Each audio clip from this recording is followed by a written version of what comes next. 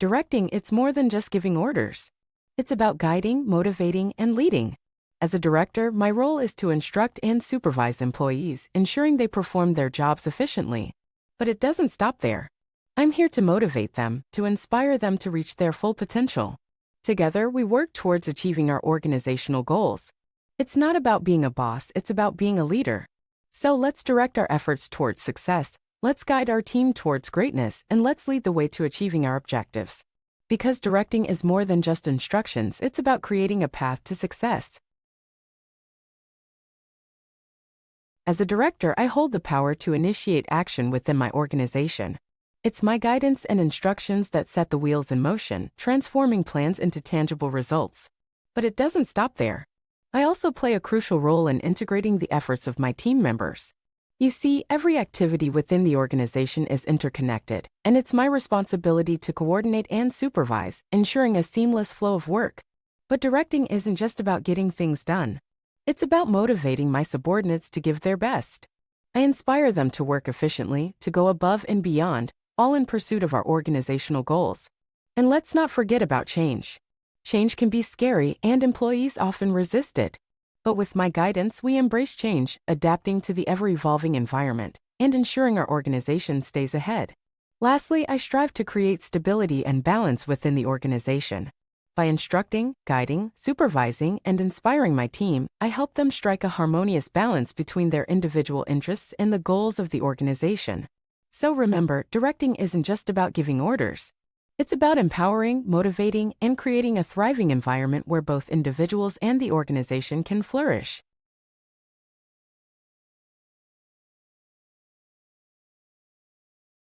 Motivation is the fuel that drives us to achieve greatness. It's about inspiring employees to work with enthusiasm and efficiency, all for the success of our enterprise. But what does it really mean? It's about tapping into the needs and desires of people, igniting a fire within them to take purposeful action. It's about creating an environment where individuals are driven to give their best, where their talents and potential are unleashed. So, how do we do it? By recognizing and rewarding their efforts, by providing opportunities for growth and development, by fostering a culture of collaboration and support. Motivation is not just a buzzword, it's the key to unlocking the full potential of our team. So let's inspire, let's empower, and let's achieve greatness together. What drives us? What motivates us to do what we do? This question lies at the heart of human psychology, and it's a question that psychologist Abraham Maslow sought to answer with his hierarchy of needs. Picture a pyramid. At the base of this pyramid, Maslow placed physiological needs, the most fundamental requirements for human survival, such as air, water, food, shelter, and sleep. Without these, our motivation is primarily focused on securing these essentials.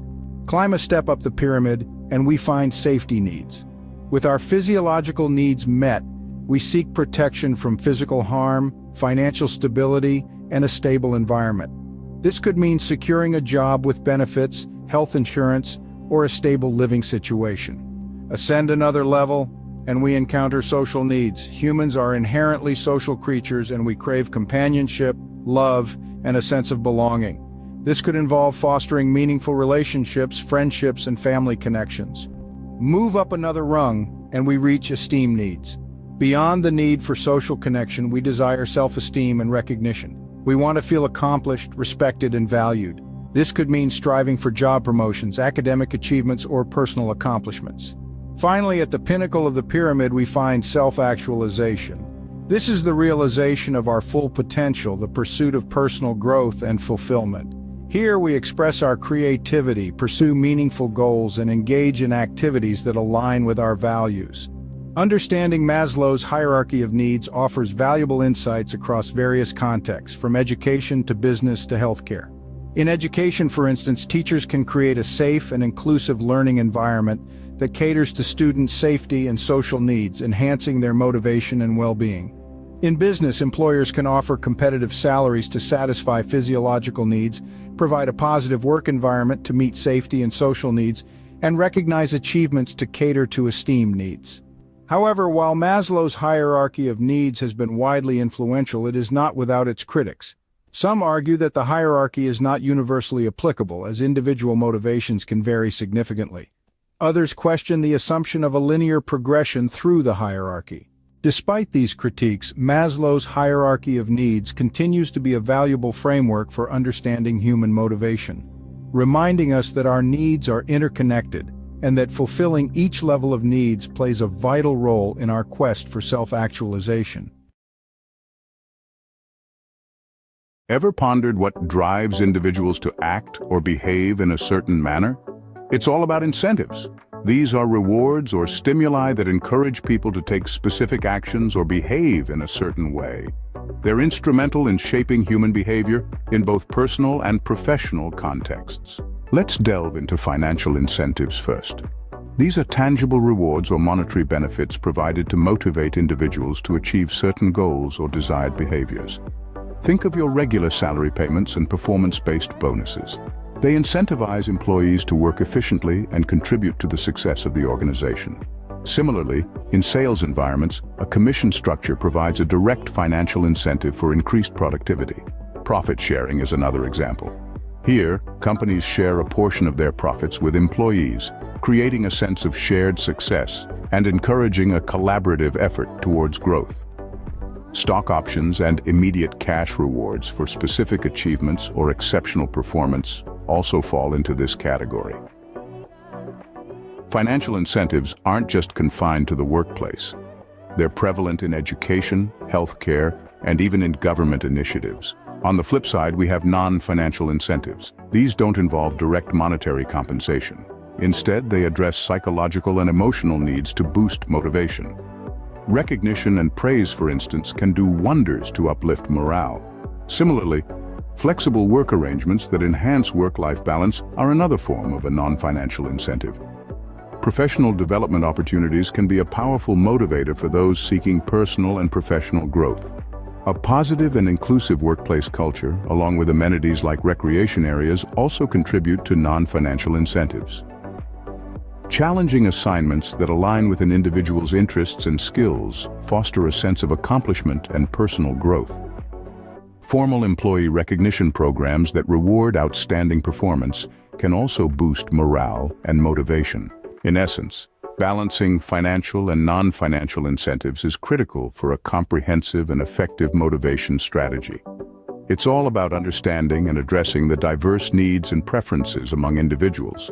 So whether it's a bonus at the end of the year or a pat on the back for a job well done, incentives play a significant role in shaping our actions and behaviors.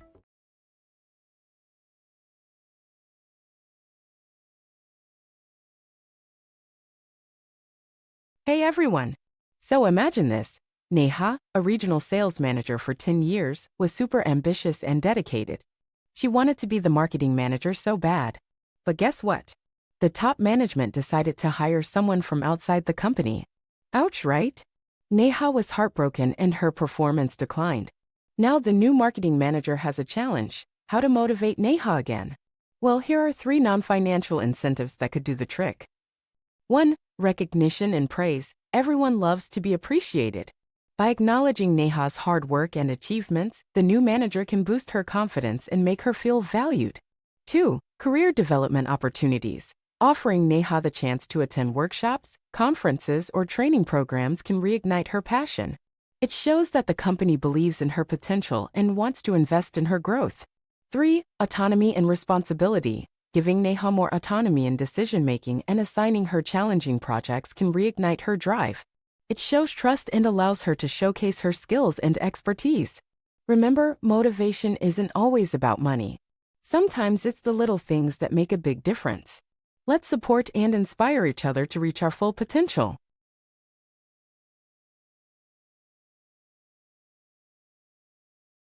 What if I told you that money isn't the only thing that can motivate your employees to perform better? Intriguing, isn't it? Scene script. Imagine a situation where Neha, a regional sales manager with 10 years of experience under her belt, is feeling demotivated due to a recent disappointment of not being promoted.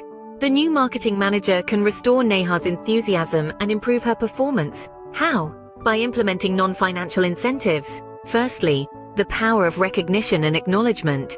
Here's the deal. Everyone wants to feel valued and appreciated. Neha is no exception. By acknowledging her contributions and achievements over the past decade, the marketing manager can reignite Neha's sense of accomplishment. Whether it's public recognition during team meetings, a written commendation, or a feature in the company newsletter, these gestures can make a world of difference. They can spark Neha's motivation and help her regain her former level of performance. Secondly, provide Neha with professional development opportunities. In a dynamic field like marketing, there's always something new to learn. Enrolling Neha in leadership training programs, workshops, or conferences can keep her skill set sharp and relevant. More importantly, it shows the company's investment in her. It gives Neha new challenges to tackle, rekindling her motivation and dedication. Lastly, involve Neha in decision-making processes. Let her voice be heard. Seek her opinions and insights on important matters. When Neha feels like a valued and integral part of the team, it can boost her confidence and motivation. She will see her input making a direct impact on the department's strategies and outcomes. So what's the big picture here? These non-financial incentives aim to address Neha's emotional needs, restore her sense of significance within the company, and provide avenues for personal and professional growth. It's a holistic approach. It's about inspiring Neha to regain her former level of performance and dedication. In conclusion, money isn't the only motivator for employees. Recognition and acknowledgement, professional development opportunities, and involvement in decision-making processes are potent non-financial incentives. They can help rekindle an employee's enthusiasm and boost their performance. So consider implementing these in your workplace. Who knows, it might just be the spark needed to ignite a wave of motivated and high-performing employees.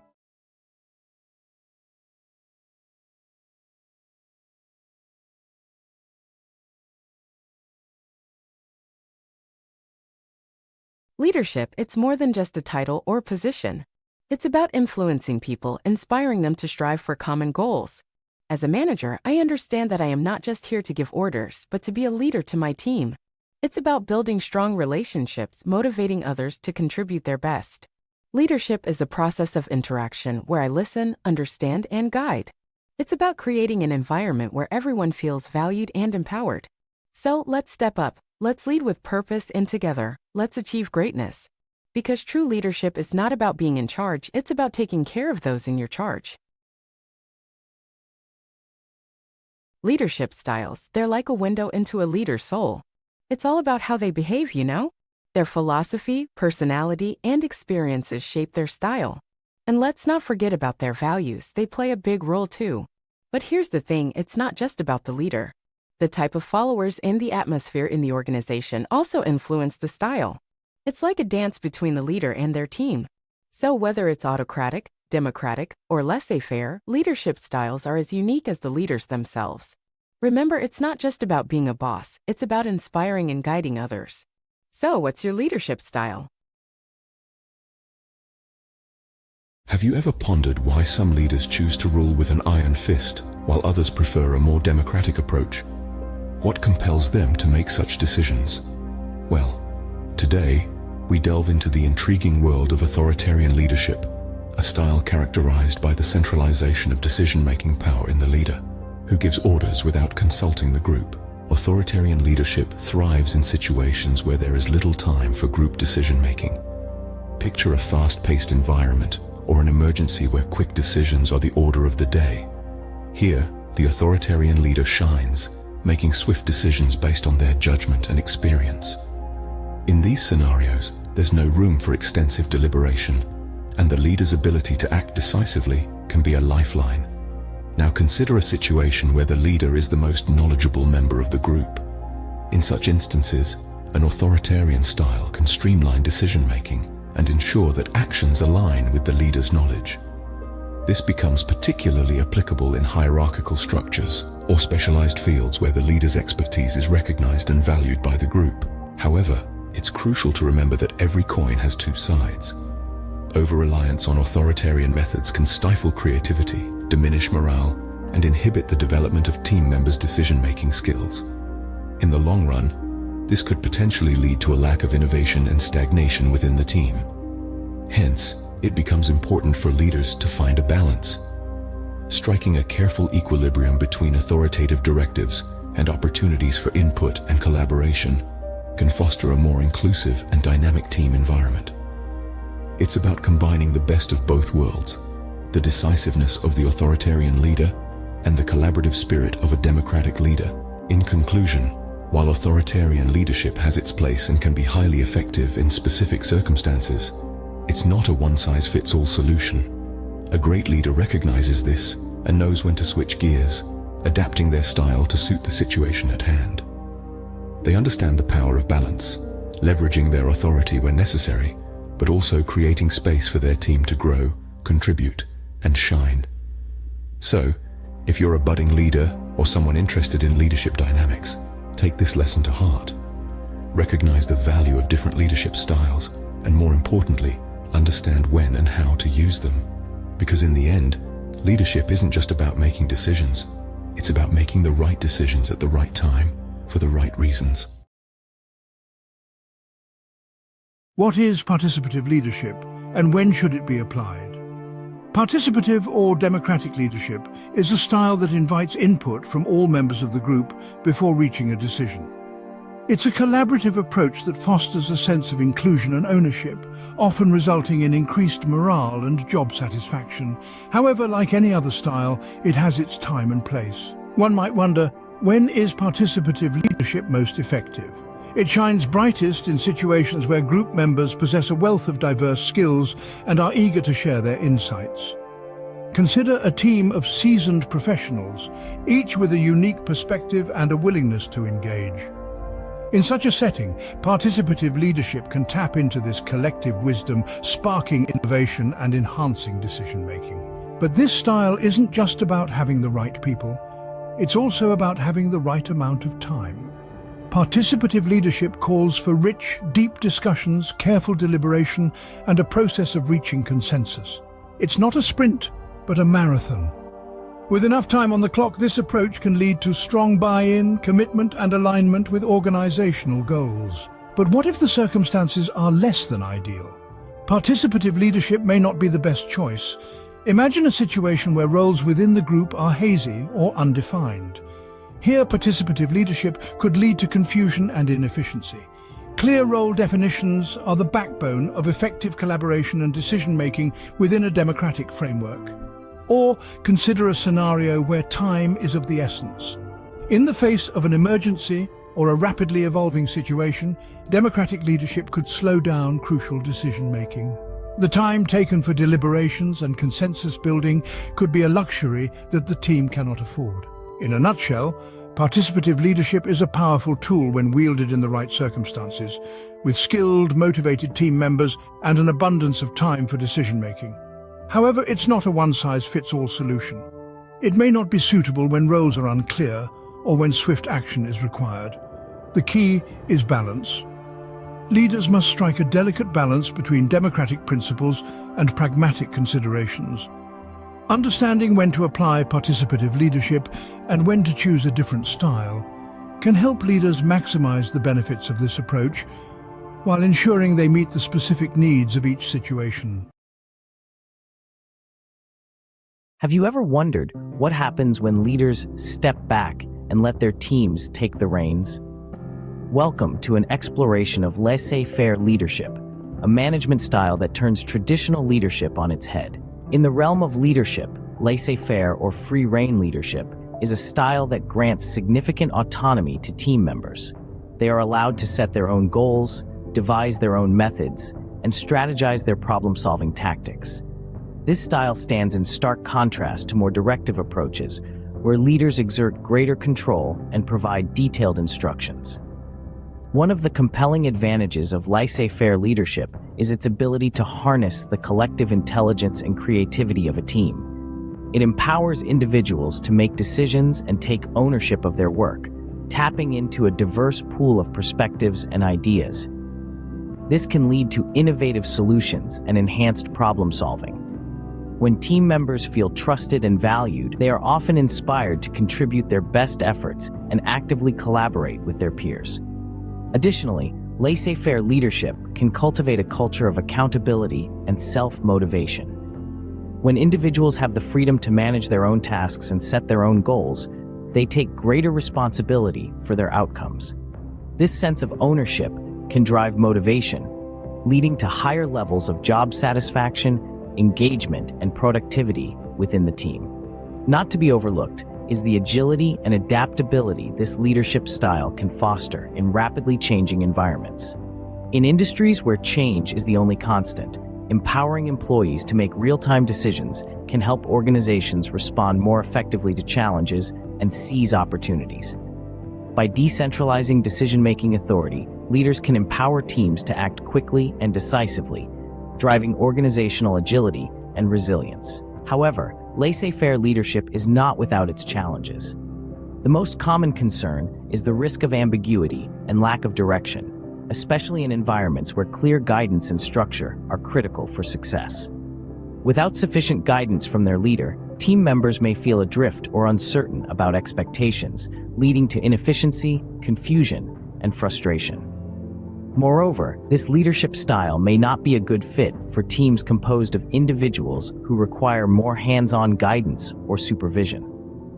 For team members who lack the necessary skills, experience, or motivation to work independently, a more directive leadership approach may be necessary to provide the support and direction they need. In summary, laissez-faire, or free-rein leadership, can be a powerful tool for empowering teams, fostering innovation, and driving performance.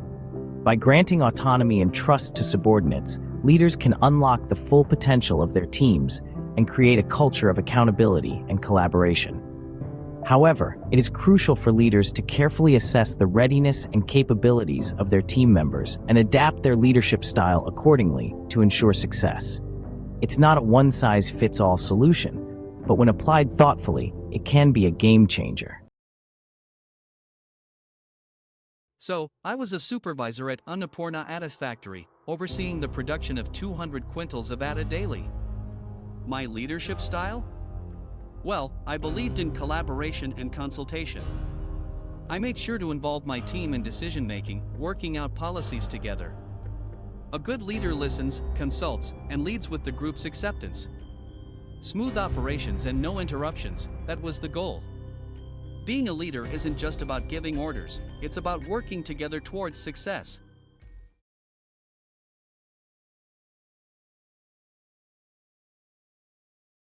In my leadership style, I believe in collaboration and teamwork. I actively involve my team in decision-making, seeking their input and considering their opinions. This fosters creativity, boosts morale, and builds a strong bond between us. By embracing a democratic approach, we create a harmonious and productive work environment where innovation thrives. Together, we achieve greatness.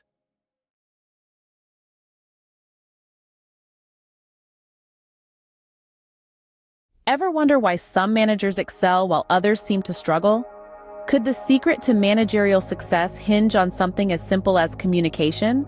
Well, it's not just a possibility, it's a proven fact. Let's delve into the heart of the matter, shall we? The tale of a company named Tech Innovations provides a compelling case study.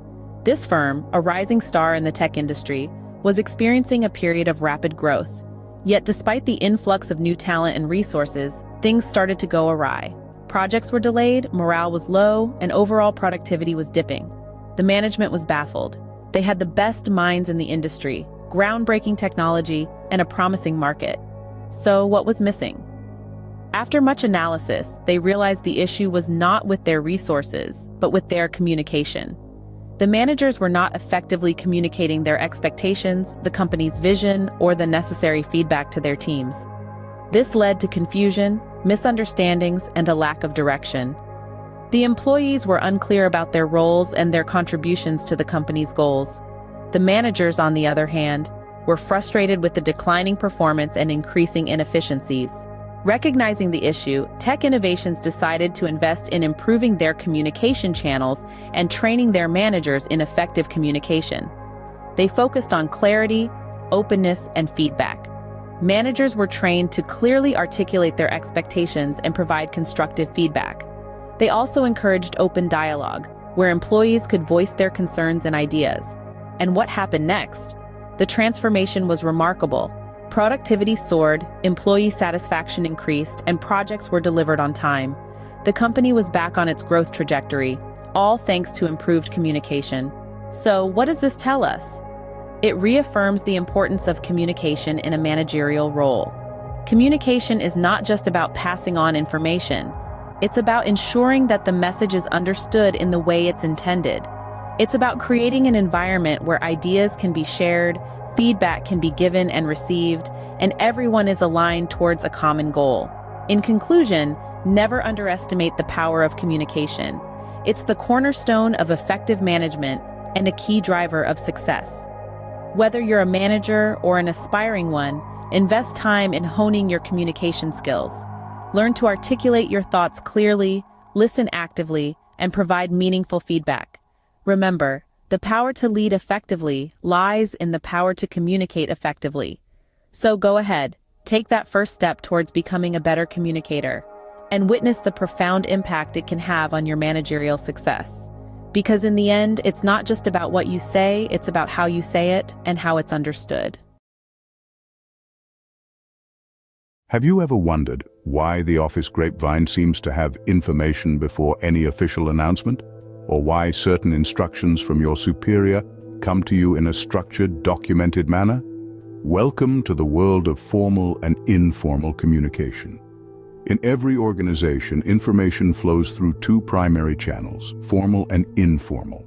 Each has its own unique characteristics, advantages, and disadvantages. Formal communication is like the arteries of an organization, following established procedures and structures. It's deliberate, official, often documented, and can be vertical or horizontal. Vertical communication is like a ladder, moving up or down the hierarchy. Downward communication flows from top to bottom, carrying directives, instructions, policies, goals, and feedback from managers to subordinates. On the other hand, upward communication is like an escalator, carrying reports, suggestions, feedback, and performance evaluations from the ground level up to the top. Horizontal communication, on the other hand, is akin to a roundtable discussion. It occurs between individuals or groups at the same level, facilitating coordination, cooperation, and exchange of information. Now, let's turn the spotlight on informal communication. This is the organization's nervous system, spontaneous, unofficial, and often not documented. It's like water, finding its own path and can take several forms. In single-strand communication, information passes from one person to another like a baton in a relay race.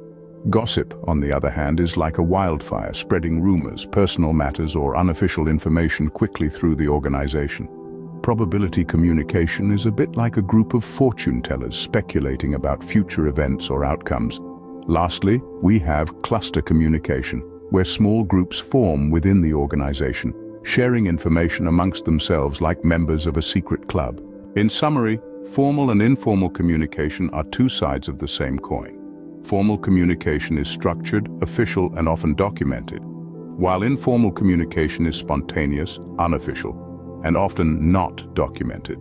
Vertical and horizontal communication are subtypes of formal communication, while single-strand, gossip, probability, and cluster communication are subtypes of informal communication.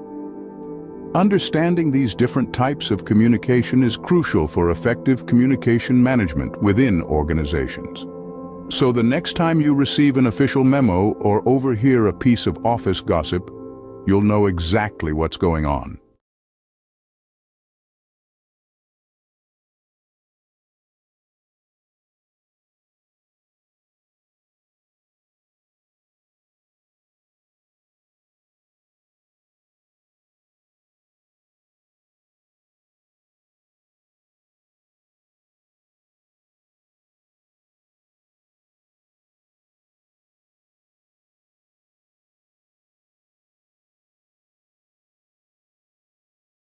Hey guys, it's crucial to look out for our colleagues' well-being. Pratik from our company was diagnosed with malaria and his condition is serious. Mr. B. Chatterjee called for blood donations to help him. The general manager even ordered fumigation and cleaning to ensure a safe environment. Let's come together and support Pratik during this tough time. Your help can make a difference. Stay safe, everyone.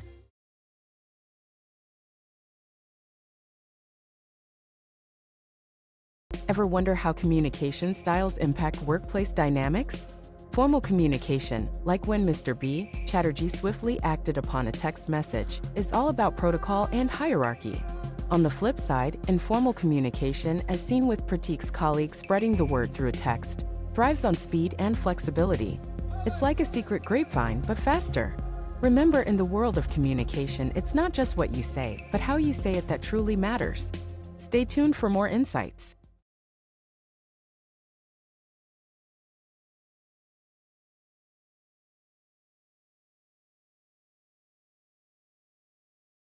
Ever wondered why sometimes your words don't seem to get the point across as intended? Well, the culprit could be something known as semantic barriers in communication. These are hurdles that obstruct the clear exchange of ideas or messages due to issues in encoding or decoding the meaning of words or impressions. Firstly, there's the issue of a badly expressed message. Think of it like trying to paint a masterpiece with a blunt brush. If the communicator lacks the skills to articulate their message clearly, it can result in a distorted representation of their intended meaning. This can be due to poor language skills, lack of clarity in expression, or simply not paying enough attention to detail. Secondly, we have words with different meanings. It's like a chameleon changing its color based on context. Some words have multiple meanings, and depending on the situation, they can be interpreted differently. This can lead to confusion and misinterpretation, hindering the effectiveness of communication. Thirdly, we encounter the obstacle of faulty translations. Imagine playing a game of telephone but with different languages. If translations aren't accurate, or if cultural nuances aren't taken into account, the message can be distorted or misinterpreted. This can lead to the delivery of the wrong message, damaging the communication process. Next, there's the pitfall of unqualified assumptions. Like trying to read a book in the dark, communicators can sometimes make assumptions about the receiver's understanding or context without verifying them. This can lead to different interpretations of the message, causing confusion or misunderstanding. Finally, we have the barrier of technical jargon. Similar to trying to decipher an alien language, technical terminology can be a minefield for those unfamiliar with the subject matter. This can create significant barriers to communication, especially when dealing with individuals who may not possess the same level of expertise or knowledge. Overcoming these semantic barriers is no small task. It requires striving for clarity, precision, and sensitivity to the audience's language proficiency and cultural background. By expressing messages clearly and concisely, avoiding ambiguous language, providing context when necessary, and using accessible language, communicators can navigate these barriers. Furthermore, soliciting feedback and clarification can ensure that messages are accurately understood and interpreted. So, to sum up, semantic barriers in communication can range from badly expressed messages, words with different meanings, faulty translations, unqualified assumptions, to technical jargon. Each of these barriers can distort or obstruct the intended meaning of messages, leading to confusion or misunderstandings. However, by striving for clarity, precision, and sensitivity to the audience's language and cultural context, these barriers can be mitigated, facilitating effective communication.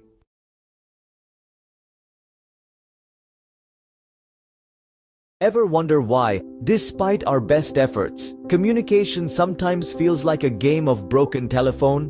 Why does the message seem to get lost in translation? Today, we're diving into the world of psychological and emotional barriers in communication. First up is premature evaluation, a barrier that's all about jumping the gun. It's when we form judgments or assumptions about a message, a sender, or a situation before we've fully listened or understood the content. Our own biases, experiences, or preconceptions can lead us to prematurely evaluate, resulting in misunderstandings and misinterpretations. Next, let's explore the impact of lack of attention or poor listening.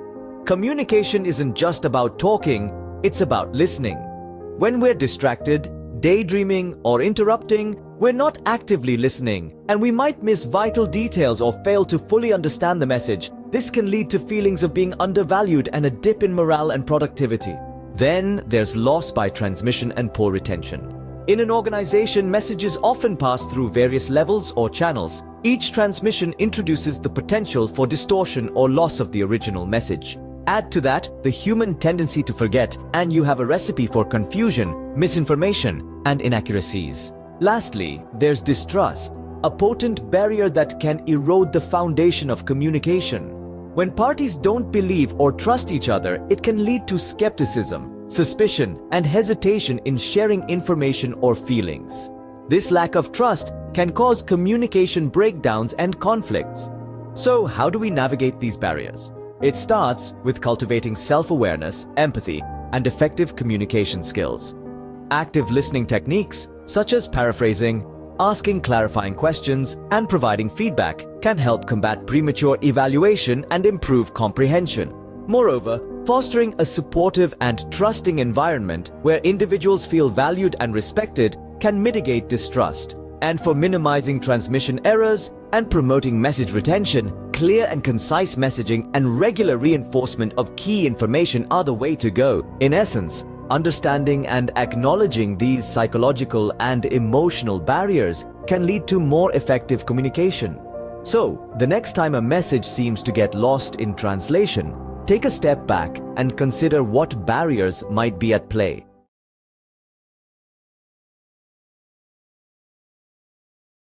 Have you ever stopped to consider how the structure of an organization can impact the way communication flows within it? It's a thought-provoking question that could reveal the very heart of how a business operates, and it all begins with understanding organizational barriers. Organizational barriers are factors within the structure of an organization that can significantly hinder effective communication. One such barrier can arise when an organization's policy does not support the free flow of information. Strict hierarchies or centralized decision-making processes can make employees hesitant to share ideas, stifling innovation and collaboration. Next, consider the impact of rigid rules and regulations. When an organization is entangled in red tape, it slows down decision-making and action. The result? Communication channels become obstructed, leading to widespread frustration among employees and impeding the organization's agility and adaptability. Then there's the issue of status-conscious managers. In an organization where the leadership is overly authoritarian, employees may feel reluctant to express their thoughts freely. This creates a one-sided communication climate, with information flowing primarily from top to bottom.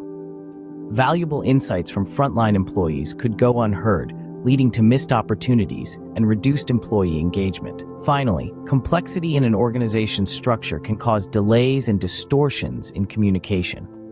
If information has to pass through numerous levels or departments before it reaches its intended recipient, the risk of misinterpretation or miscommunication increases, slowing down decision-making and creating inefficiencies. But all is not lost. Addressing these barriers requires fostering a culture of openness, transparency, and collaboration. Revising policies to facilitate information flow, streamlining decision-making processes, and promoting inclusive communication practices can empower every employee. Simplifying organizational structures, clarifying roles, and providing training for effective communication can also significantly reduce these barriers, leading to a more efficient and harmonious work environment. So, the next time you think about communication within an organization, remember the critical role that organizational structure plays. By understanding and addressing these barriers, you can help pave the way for a culture of open, effective communication that drives innovation, collaboration, and success. After all, clear communication is the lifeblood of any thriving organization.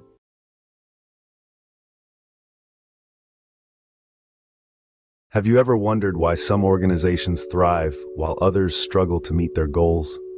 One significant factor lies in how effectively they communicate internally. Today, we'll unravel the complexities of personal barriers to communication within an organization and how they can hinder progress. Firstly, let's consider the fear of challenge to authority. Picture this: a company's CEO, Jane, avoids open discussions with her team, fearing that any criticism could undermine her position. By doing so, she inadvertently stifles innovative ideas and constructive feedback, hindering her company's potential for growth. This fear of challenge to authority is a personal barrier that can significantly obstruct effective communication. Next, imagine a manager, Mark, who doesn't trust his team's abilities. He micromanages every little detail, creating an environment where his team members feel undervalued. their motivation and productivity take a hit, and they hesitate to share their ideas or concerns. Mark's lack of confidence in his subordinates forms another personal barrier to communication. Then, there's the fear factor. Both superiors and subordinates can fall prey to this. Consider Alice, a talented analyst who keeps her groundbreaking ideas to herself, fearing retribution or negative consequences. This fear-based barrier can lead to a culture of silence and mistrust, stunting an organization's growth and success. Lastly, there's the lack of proper incentives. A team member, Sam, has brilliant suggestions for process improvements, but he keeps them to himself.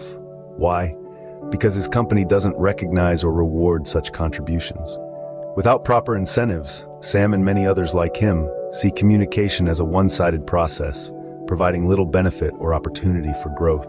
To overcome these personal barriers, organizations need to foster a culture of trust, openness, and mutual respect. Confidence should flow from superiors to subordinates, creating an environment where dissent and feedback are not just tolerated but encouraged. Training and skill development opportunities can boost subordinates' confidence and motivation to communicate effectively. And a well-designed reward and recognition system can incentivize communication and collaboration, promoting a culture of transparent and constructive communication. In summary, personal barriers to communication, including the fear of challenge to authority, lack of confidence in subordinates, fear of communication, and lack of proper incentives, can greatly impede effective communication. Addressing these barriers through trust, openness, and proper incentives can lead to a healthier, more productive organizational environment. Remember, communication is the lifeline of an organization, and it's only as strong as the people who use it. Have you ever pondered why effective communication is deemed so vital in our day-to-day lives? From bolstering collaborations to diminishing misunderstandings, to meeting organizational objectives, effective communication is the linchpin that holds everything together. To start, it's paramount to clarify the ideas before communication.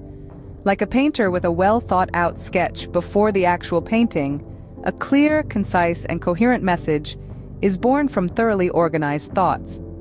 By identifying key points and the purpose of your message, you'll find your thoughts flowing seamlessly into words, making it easier for your listener to understand.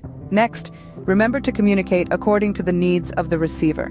Just as a tailor crafts a suit to fit the wearer, your message should be customized to the recipient's level of understanding, communication style, and cultural context.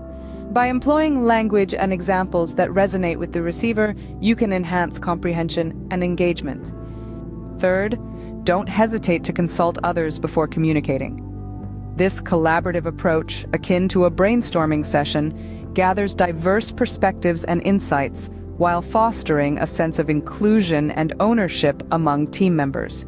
This can lead to better informed decisions and more effective communication outcomes.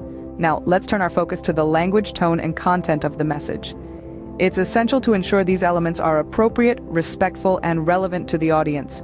The right words delivered with the right tone can weave a message that's both clear and positively impactful. So avoid jargon, ambiguous terms, or insensitive language that may confuse or offend the receiver, and always maintain a professional and empathetic tone. Next on the list is to ensure proper feedback. Communication isn't a monologue, it's a dialogue. Encourage feedback from the receiver to ensure understanding and alignment. This feedback loop serves as a platform for clarification, validation, and improvement, helping to refine your communication approach and address any misunderstandings or concerns.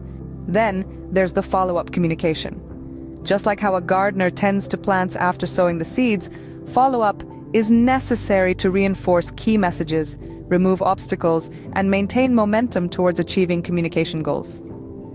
A well-timed follow-up can clarify misunderstandings, address questions or concerns, and provide additional information or support as needed. Lastly, but by no means least, be a good listener. Effective communication isn't just about eloquent speech, it's about active listening, empathy, and understanding. Strive to understand the speaker's perspective, feelings, and underlying needs. Paraphrase key points, ask clarifying questions, and show empathy and respect for the speaker's viewpoints. In summary, by clarifying your ideas, tailoring your message, consulting others, Being mindful of your language, tone, and content, ensuring proper feedback, following up, and being a good listener, you can elevate your communication effectiveness. These strategies, when applied, can lead to successful collaborations and the achievement of desired outcomes in interactions and relationships.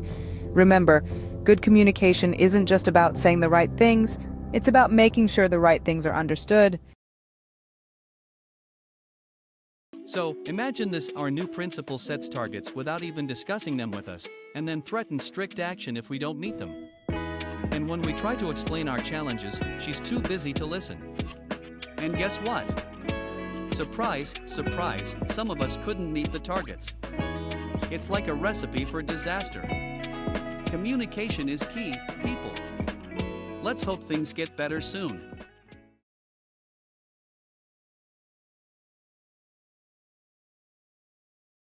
Ever wondered why some conversations just don't click? Well, it could be a perceptual barrier at play. Like when the principal misses the point because she's too caught up in her own world. And hey, speaking of styles, Ms. Arja's leadership? Total top-down vibes. Setting targets without a second thought. It's like, my way or the highway. Informal chats, autocratic leadership, and communication mishaps, all in a day's work. Stay tuned for more insights.